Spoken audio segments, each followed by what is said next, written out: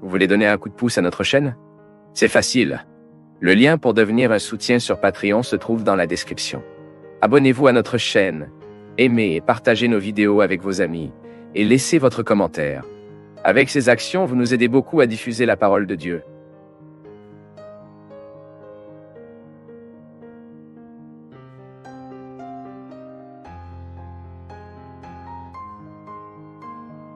Maison que nous faisons pour une bonne expérience, pardon de Dieu, dans nos vies. Nous ne pouvons pas être découragés car ce processus ne s'arrête pas. Cette vie est rare, qu'elle doit être appréciée, pour être de bon goût. Que cette vie mérite d'être vécue à chaque instant, à chaque étape, avec une grande intensité. Et parfois nous nous fatiguons, non? Nous perdons la capacité d'avoir cette patience.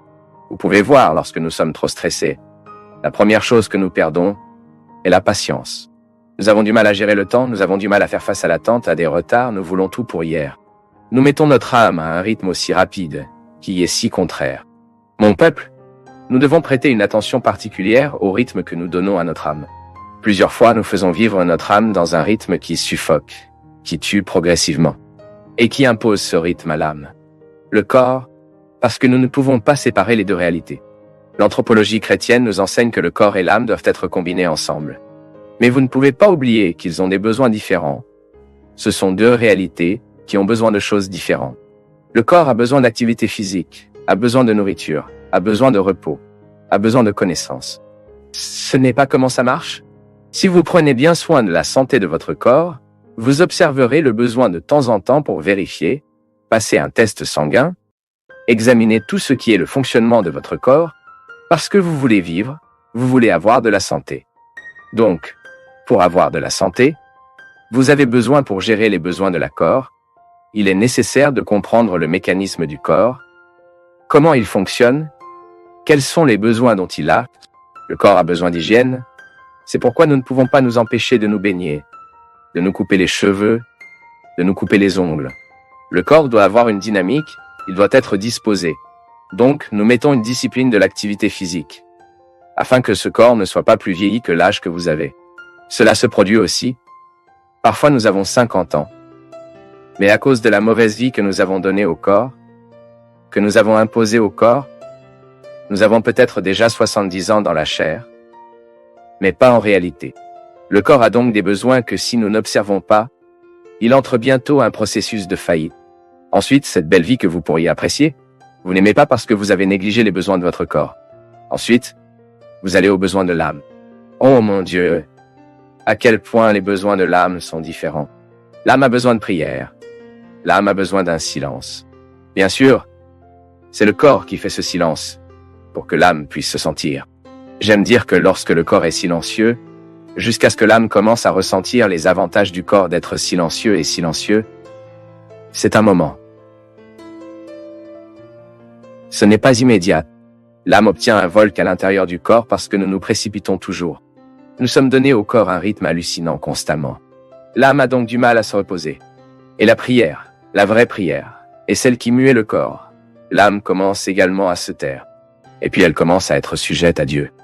Elle commence à avoir la possibilité d'avoir une rencontre avec Dieu. Car en disciplinant son corps dans le silence, l'âme commence à entrer dans ce contexte de silence, d'immobilité. Parce que je vais vous dire quelque chose, aujourd'hui, il est impressionnant de voir comment nous trouvons des gens qui détruisent leur vie parce qu'ils n'ont pas appris la patience. La hâte nous tue. Vous qui m'écoutez, je suis sûr que vous souffrez dans votre chair les conséquences de votre anxiété. L'anxiété tombe-t-elle malade? Le manque de patience nuit-il à votre relation avec les autres? Votre vie vous exige? Vous avez une vie sociale qui vous jette tout le temps? Vous travaillez beaucoup? Vous trouvez beaucoup de gens? Et quel est l'espace que vous créez pour créer dans votre cœur cet espace de patience que seul Dieu peut nous donner? Quel est l'espace que vous créez afin que Dieu puisse façonner votre âme en fonction de votre volonté, du désir qu'il a? Quel espace offrez-vous à Dieu pour que votre floraison spirituelle se produise? De sorte que vous ne vous portez pas trop dans cette vie qui ne s'arrête pas, dans cette vie si rare, et que vous ne réalisez souvent pas à cause du mode de vie. Vous avez choisi de vivre. Je vous ai dit ici une fois et répété à nouveau. Fondateur de la congrégation du Sacré-Cœur des Pères de Jésus, où j'ai été formé, Dieu merci. toute l'information que je dois à la congrégation du Sacré-Cœur de Jésus. Pour le Père John Léodome, il l'a dit, « Dieu ne peut rien faire avec nos œuvres s'il avant qu'il n'ait pas de cœur. » C'est ce dont je parle. Lorsque nous offrons à Dieu notre service et oublions de lui offrir le cœur, qui est la métaphore de toutes mes coulisses, Dieu ne sera pas en mesure de restaurer ce que j'offre à l'autre à travers mon travail. Et en peu de temps, je vais m'offrir et m'offrirai. Seulement moi, je porterai trop, je serai fatigué, je perdrai ma patience, je serai stressé, je serai dégoûtant avec les gens et j'oublierai le délicatesse qui est précisément la caractéristique de chaque chrétien. Par conséquent, n'ayez pas peur de vous présenter dans la dynamique de votre vie quotidienne, l'espace de votre restauration intérieure. Cela peut durer 5, 10 minutes. Silence, prière, respiration profonde. L'exercice d'une respiration profonde est excellent pour ceux qui veulent se reposer, pour ceux qui veulent bien dormir.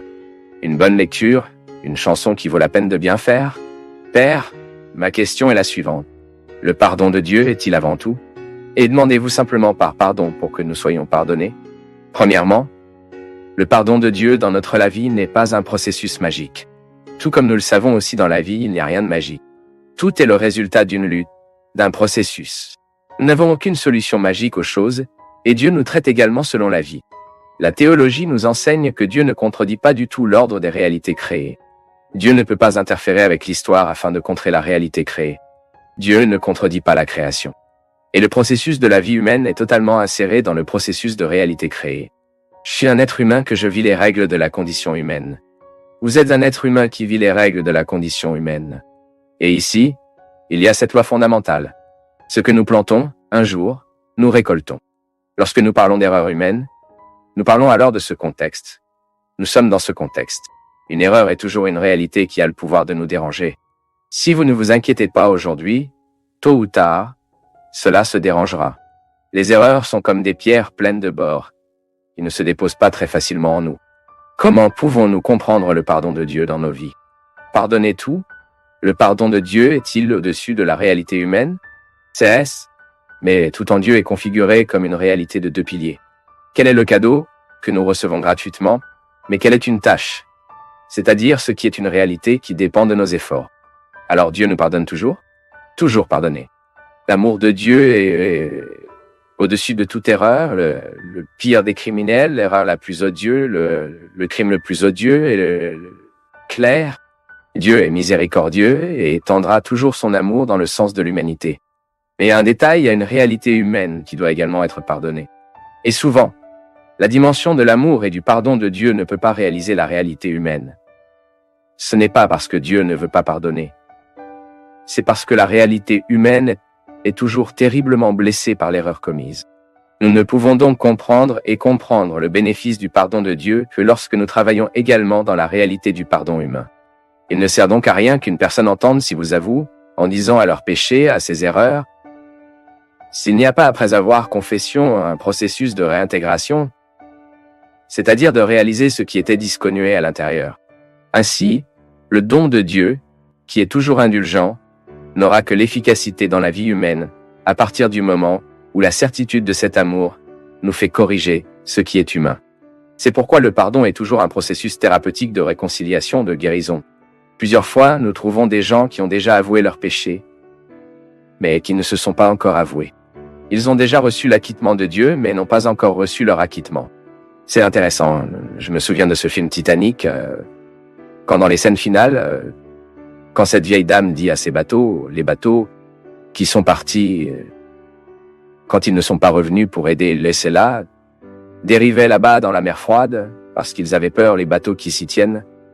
80 personnes, au plus 20 ans. Ils n'y sont pas allés au milieu de l'épave pour chercher ceux qui devaient être sauvés, car ils avaient peur qu'avec une tentative de gravir, ce groupe de personnes se noyât, qu'en essayant de gravir les bateaux, ces bateaux épaves également. Et puis, et je me souviens qu'il y a une belle scène parce qu'elle l'a dit, vous avez dit, en fait, ce qui s'est passé ensuite, c'est la tentative de se réconcilier avec une histoire, parce que ceux qui ont été sauvés de l'épave vivaient à jamais avec cette malheureuse conscience. Nous aurions dû retourner chercher ceux qui avaient besoin d'aide. Et puis elle utilise une expression belle et triste en même temps. Après cela, ils ont traversé leur vie en attendant un acquittement qui n'est jamais arrivé. Vous voyez ici, vous avez un fait très concret pour nous de comprendre le processus d'acquittement humain. Quand je commette un crime, par exemple, si j'étais sur ce bateau et que j'avais décidé de ne pas retourner chercher les naufragés qui étaient là, devant être retirés des eaux glacées de l'océan Atlantique, je devrais vivre le reste de ma vie avec cette décision. Ceci est un processus humain. Autant que Dieu essaie d'interférer, autant que Dieu me prouve son amour, je devrais vivre avec cette malheureuse conscience de ne pas être revenu, de ne pas avoir fait, de ne pas avoir aimé. Et puis, mon peuple, quand nous n'avons pas obtenu le résultatum du pardon, nous ne ressentirons guère l'amour de Dieu et le pardon de Dieu. Réconciliation divine. Parce que Dieu et la grâce fournit la nature, comme il est dit. Nous avons besoin de la réalité humaine bien cotée, afin que Dieu soit pleinement révélé en nous. C'est pourquoi la sainteté est un processus d'amélioration humaine. Comment vais-je vivre le pardon de Dieu dans ma vie? Je ressens le pardon de Dieu dans ma vie alors que je me pardonne, ou je pardonne aux autres, ou je suis pardonné par les autres. Le contexte historique du pardon est la vie. Est-ce ce que vous retirez là-bas dans votre cœur comme culpabilité? Parfois, vous avez avoué tant de fois ce péché. Dieu vous a pardonné. Vous assurez-vous. Maintenant, le processus vous appartient. Ce sont vos devoirs. Le cadeau lui a déjà été livré, il est présent, le pardon est gratuitement. Dieu lui a pardonné gratuitement. Il ne lui a absolument rien demandé. Mais il est naturel que la réponse humaine soit donnée à partir d'une tâche. La tâche bien faite est la garantie du cœur correctement. Du cœur guéri, ce n'est pas un miracle, n'est pas magique. Le pardon est un processus de travail historique. Comme si vous deviez vivre ce processus de réconciliation chaque jour. Et bien sûr, plus l'erreur est pire, plus les conséquences des dommages aux erreurs que nous faisons, plus vous aurez de travail. Le péché n'est pas un problème pour Dieu, le péché est un problème pour nous. Pourquoi nous devons vivre avec nos faiblesses tout le temps? Et je le crois même tellement parce que la qualité du chrétien est directement associée à la qualité du travail personnel qu'il a avec lui-même. C'est la matière humaine qui est travaillée tous les jours. Coupée, retirée dans les bords, non? Lorsque nous découvrons qu'il y a en nous un processus humain à faire, afin que le processus de Dieu en moi soit transparent, c'est la même chose qu'un verre sale. Les gens, plus nous nous jouons de la lumière dans ce verre sale, plus la saleté qui apparaît est grande. Mais cela ne doit pas être découragé, non? Plus vous jouez de lumière dans ce verre, parfois nous sommes comme des lunettes sales, non? C'est beaucoup de graisse accumulée, c'est beaucoup de poussière accumulée dans nos vies pour le manque de pardon, le manque de réconciliation avec nous-mêmes, avec les autres. C'est donc un processus dont nous devons nous occuper chaque jour. Le pardon de Dieu est avant tout. Mais nous pouvons dire, mais cela dépend tout le temps de la réconciliation humaine que nous vivons. Donc si j'ai besoin de me réconcilier avec mon passé, avec mes erreurs, j'ai besoin de regarder un peu plus de miséricorde. Parfois, j'ai besoin de regarder avec un peu plus de miséricorde avec l'autre. Tout cela est une tâche. C'est un devoir de...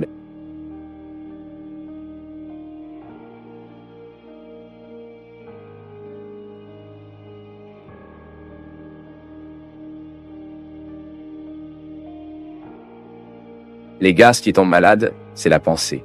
C'est drôle. De nombreuses maladies entrent dans nos vies à cause de la pensée. Vous pouvez observer, la personne est trop stressée. Il traverse une période de turbulence. Traversant une période difficile. Beaucoup de mauvaises choses. Et il commence à internaliser. C'est l'esprit, elle dormira. Elle ne peut pas dormir. Elle s'inquiète tout le temps. Je suis comme ça. Quand je passe cette période de stress, beaucoup de voyages, beaucoup de préoccupations. Et le docteur Antonio, mon médecin de Petropolis, il parle toujours, prêtre. Le moment où nous tombons malades lorsque nous sommes dans ces périodes de stress. Beaucoup de gens développent des cancers au cours de ces périodes de vie. Parce que l'immunité est si faible, car les cellules cancéreuses, nous produisons tout le temps. Quelles sont les cellules désordonnées, non? Il est intéressant de voir comment le cancer est né. Le cancer est né d'un trouble cellulaire. Le trouble qui se produit dans le corps provoque, de sorte qu'il s'accumule. L'organisme n'expulse pas, et il se ramifie. Beaucoup de cancers est né, je disais, tout le temps que nous produisons ces cellules désorganisées. C'est comme si vous mettiez un gâchis au milieu du groupe, vous savez. Mais l'immunité est bonne, vous expulsez, le corps expulse naturellement ces cellules mortes, ces cellules, et elles se réorientent. Maintenant, quand le corps est très fatigué, quand il est très affaibli, quand la personne traverse beaucoup de dégoût, Ma mère a utilisé ce terme. Cette personne passe autant de travail dans la vie. Le travail, tout le monde passe. Mais quand le train devient trop moche, non? Lorsque vous êtes très désorganisé, votre possibilité de tomber malade est plus grande. Bien sûr, vous ne serez pas inquiet. Oh, mon Dieu, est-ce que je crée un cancer de moi-même? Vous serez inquiet à ce sujet. Vous en aurez maintenant conscient. Parce que la maladie commence ici. Donc si vous continuez à penser, oh mon Dieu, elle a gravement brûlé, a-t-elle fait ça? Non. Maintenant, à partir du moment où votre esprit s'intéresse à ces vols, il est possible que cela se produise vraiment. Beaucoup de gens agissent vers l'ennemi. Il a entendu cela. Lisez cela. Et l'ennemi s'en va. Et la personne va à ce que veut l'ennemi. Ça ne peut pas. Il est égal à la mouche vers la lumière. Elle meurt grillée. Grillée, toast, parce qu'elle va dans le sens de ce qu'elle tue. Et parfois, nous volons vers ce qui nous tue. Nous faisons la même chose que le papillon. Ça ne peut pas. Vous devez être très attentif, afin que vous ne permettez pas à votre réflexion de tomber malade. J'ai une histoire très intéressante ici, je vais apprécier, et donner un exemple. Pendant mon séjour à la Biennale, là à Sao Paulo, lorsque j'ai lancé Les Femmes d'acier et de fleurs, Renata Nogueira, qui est l'auteur de ce livre, est venue à moi pour me rencontrer, me demander de lui dédicacer le livre, et elle m'a donné ce livre en cadeau. Venez en moi, Lili. Lili consommant du temps est une expression largement utilisée dans les chaînes des femmes, qui disent que l'expression concerne la liberté. J'ai lu le livre de Renata, très intéressant les rapports qu'elle fait ici. Renata a été injustement arrêtée. Une bonne femme, une femme diplômée, un lycée, très bien formée dans la vie, une très bonne famille. Et Renata a été injustement arrêtée. Pendant ce temps, elle était coincée. Elle aurait pu découvrir à l'intérieur. Elle aurait pu développer une série de maladies. Mais Renata a décidé d'occuper sa tête de manière positive. À tel point que le livre est né de toute cette expérience. En occupant votre tête, en essayant, vous voyez dans ses comptes, elle essaie tout le temps de se sauver de ce contraire. Elle faisait l'effort pour ne pas permettre à ce moment délicat d'en faire un déterminant sur elle. Autrement dit, cela ne fait pas que le malheur soit plus grand qu'il ne l'est déjà. Il est intéressant de noter que parfois, dans la vie, les gars, ce dont nous avons besoin, c'est de la sagesse pour adoucir une période difficile. C'est une façon pour vous de découvrir un chemin là-bas. La vie est-elle difficile? Découvrons quelle est la façon qui peut nous conduire à une solution. Ce n'est pas que nous cesserons de souffrir. Ce n'est pas que la prison soit bonne. Non. Ce que Renata a vécu, c'est de découvrir un moyen de rester en vie. De rester en vie en ce moment difficile. Et elle, Dieu merci, l'a eu. À tel point que c'est ici, avec une belle œuvre, qui est un enregistrement de cette période de difficulté. C'est cette vieille histoire. Que faisons-nous de la vie qui nous a été livrée? Je ne peux pas pleurer maintenant, déplorant la vie que je n'ai pas. Je dois travailler pour moi à partir de ce que j'ai. Je peux survivre. Je peux donc surmonter mes maux, mes difficultés. Je ne peux pas rester maintenant, m'asseoir sur les trottoirs de la vie et être désolé. Ce qui fait la différence, c'est que, donc, rien, donc avec tout le respect dû à ceux qui croient, je ne le crois pas. Je ne crois pas à Macumba. Je ne crois pas au travail. Je ne crois pas à ces ordres qui sont faits. Non. Parce que je crois au pouvoir libérateur de Jésus, et c'est avant tout mon peuple. La libération que Jésus réalise dans l'histoire est totale. Et tous ceux qui deviennent un allié du Christ sont exempts de tout cela. Regardez, la parole de Jésus est belle à propos du règne de Pierre. Peter, tu es en pierre, et sur cette pierre je construirai mon église, et sur eux les pouvoirs de l'enfer, non, prévaudra. Alors je dois faire ma part alors le pouvoir de l'enfer prévalant sur moi. Je dois faire mon combat tous les jours, à chaque instant, afin que les pouvoirs de l'enfer ne l'emportent pas. C'est un combat à tout moment, tous les jours. Nous ne pouvons pas arrêter. Tout d'abord, les gars, nous devons être conscients que chaque personne, Dieu travaille en quelque sorte. Il y a des œuvres que l'artiste se termine rapidement, et il y a des œuvres que l'artiste prend un peu plus de temps. La réalisation d'un travail se fait tout le temps des ébauches. Vous vous inquiétez souvent de votre texte final. Plusieurs fois, nous évaluons le texte final de la vie de l'autre. C'est ce que nous pouvons voir en conséquence. Calme. Beaucoup plus intéressant que le texte final et le projet, c'est la façon dont l'auteur est arrivé à ce résultat. Lorsque vous voyez un travail prêt, si vous pensez que le texte que vous lisez était à plusieurs reprises, n'est-ce pas? Écrivez-vous. Combien de fois gribouillez-vous votre texte?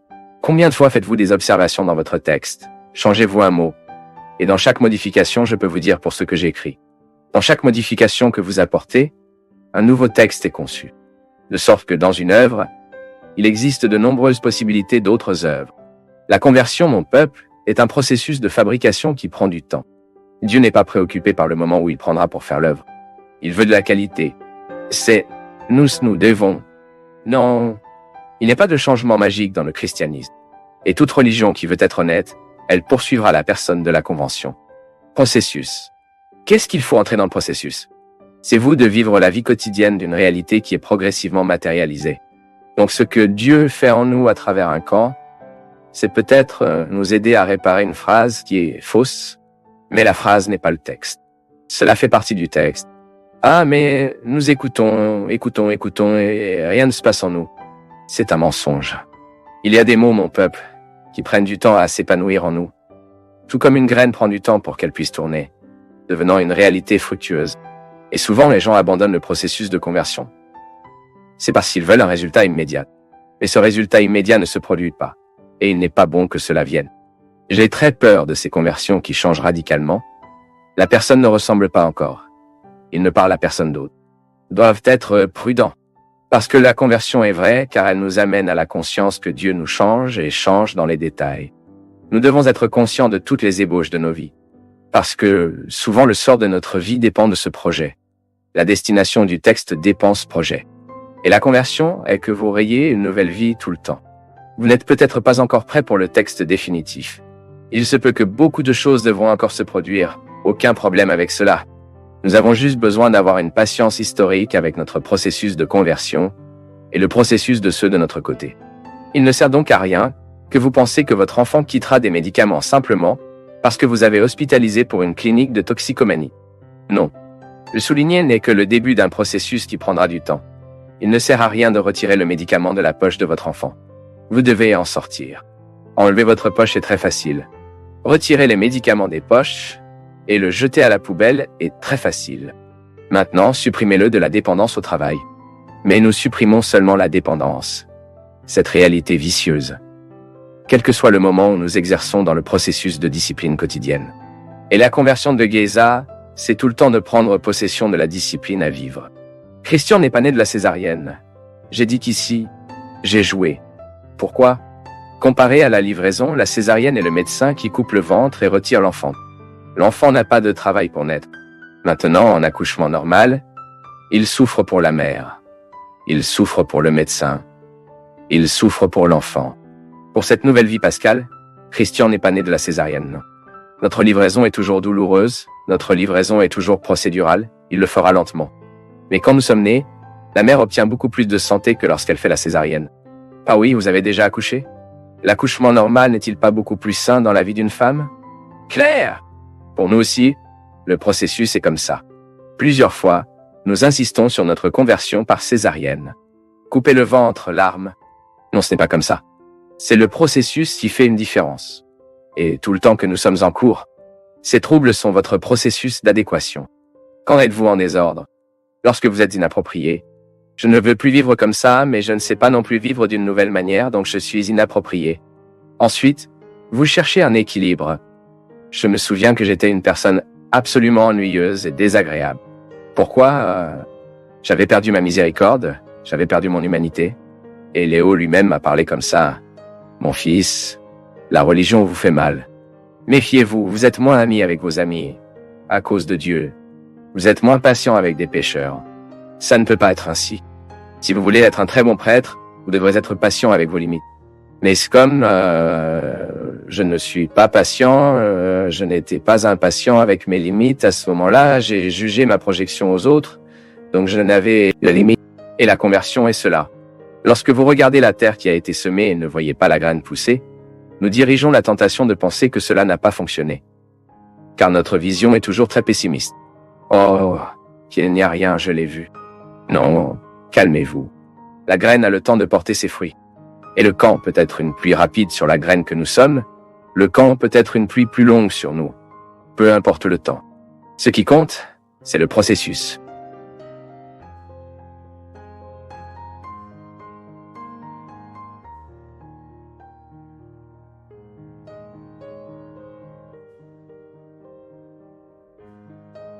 Il y a quelques chansons qui peuvent presque embrasser une grande partie du grand sens du christianisme.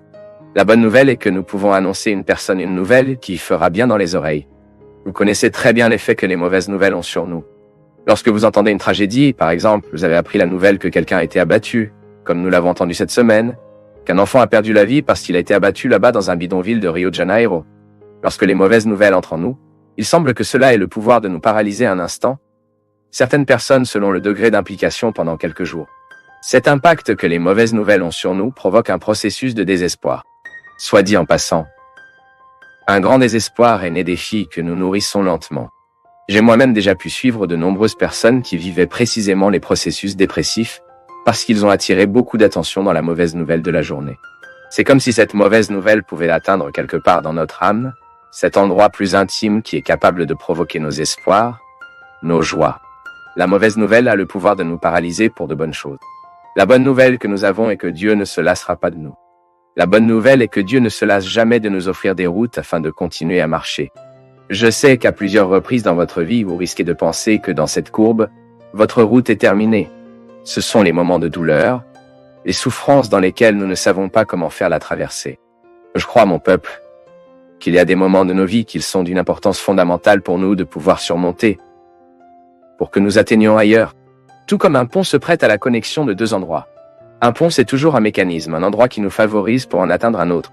Ce n'est pas définitif dans nos vies.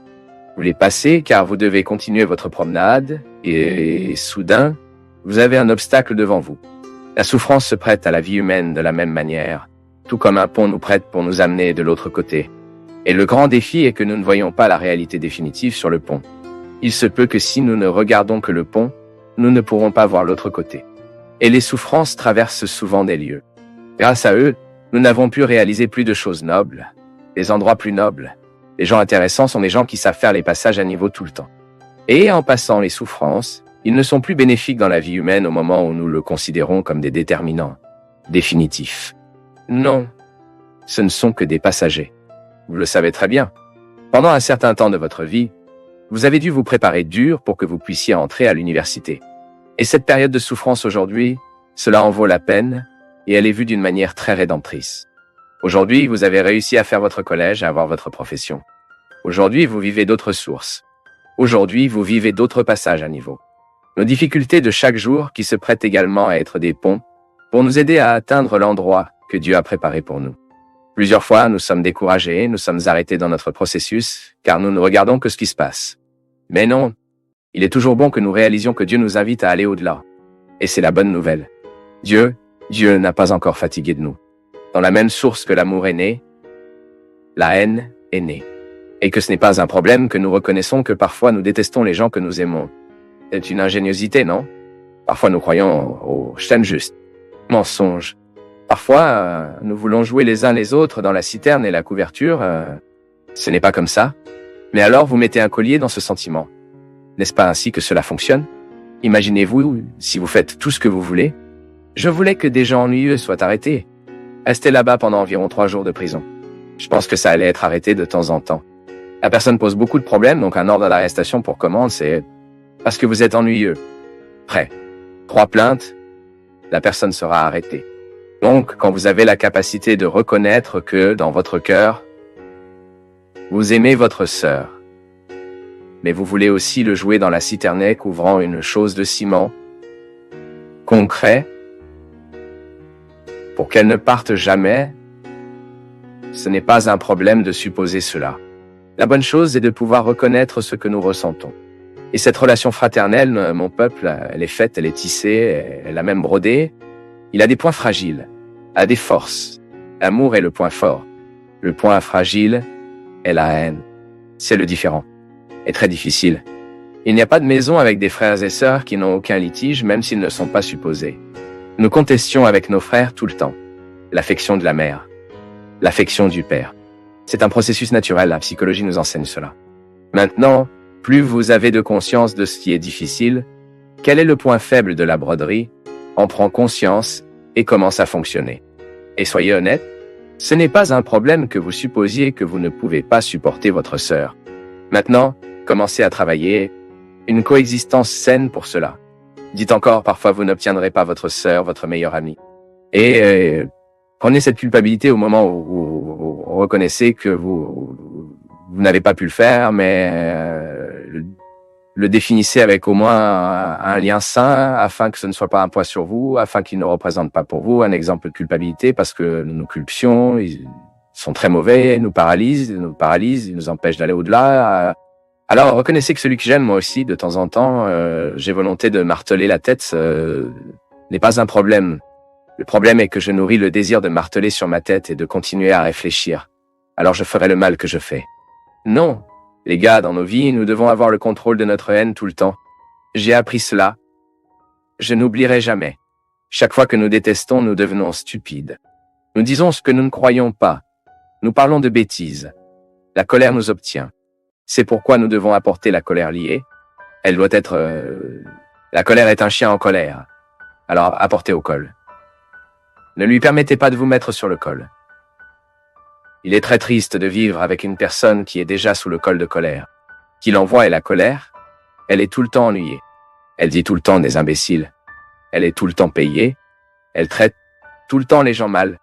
Non, c'est le contraire. Je dois maîtriser ma colère.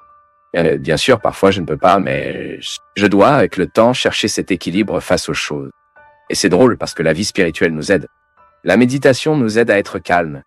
Si vous prenez 15 minutes de votre journée pour lire la parole de Dieu, pour dire votre méditation, pour dire votre prière, vous pouvez être sûr que cet arrêt 15 minutes se répercute dans votre cœur. Vous devenez plus calme, vous comprenez plus, vous devenez plus patient. Et c'est ce que nous devons faire. Nous avons tous ces faiblesses, nous avons tous ces difficultés, mais cela ne signifie pas qu'ils marcheront en nous toute notre vie. Nous pouvons les amener aujourd'hui à notre contrôle et ainsi résoudre cette contradiction. Dieu est avec nous, nous aide tout le temps. La parole de Dieu nous guide pour cette amélioration. Et c'est ce que nous voulons. Puissions-nous vivre cette semaine l'engagement à apporter notre colère en laisse, à assumer nos améliorations et à rechercher les opportunités que Dieu nous donne à aimer, à être aimé et à gagner dans cette vie.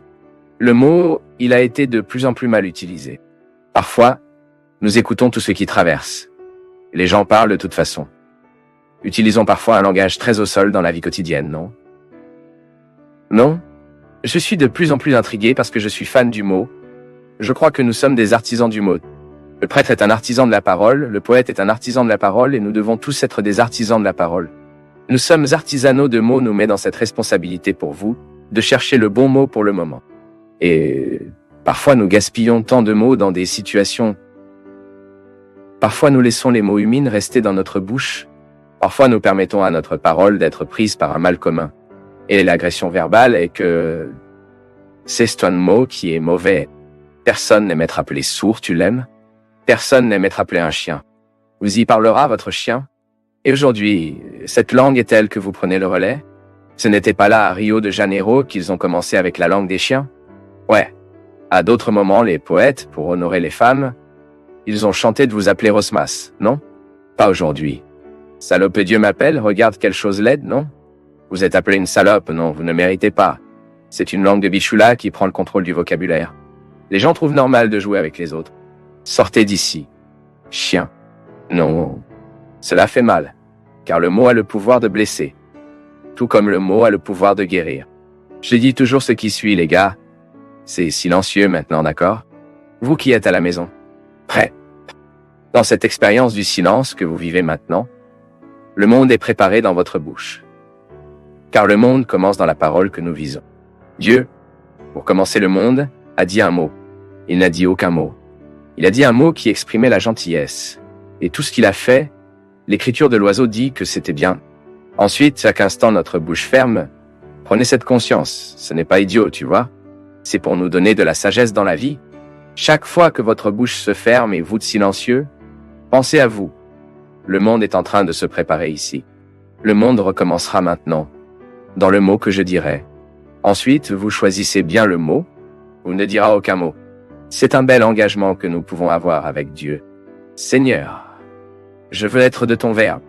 Je veux être ta parole vivante et où que je sois, je veux être la prononciation d'un mot qui peut être heureux. Je veux être la prononciation d'un mot qui peut aider quelqu'un à devenir énorme. C'est trop beau. Et je veux vouloir de plus en plus. Nous pouvons découvrir la valeur de la parole bénie à cause des paroles maléfiques. Le monde est déjà plein. D'accord? Nous sommes silencieux. Et le monde recommencera le mot que nous dirons. Préparez bien ce mot. Et ramez le Dieu Tout-Puissant à propos de vous et de la parole que vous vivrez aujourd'hui, demain et toujours.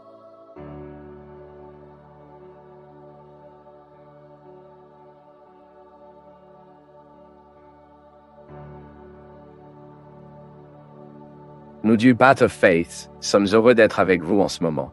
Partagez vos perceptions sur le sujet d'aujourd'hui dans les commentaires, montrez votre soutien en aimant la vidéo et partagez-la avec vos amis. Abonnez-vous à la chaîne pour rester connecté avec nous et ne pas manquer nos nouvelles vidéos.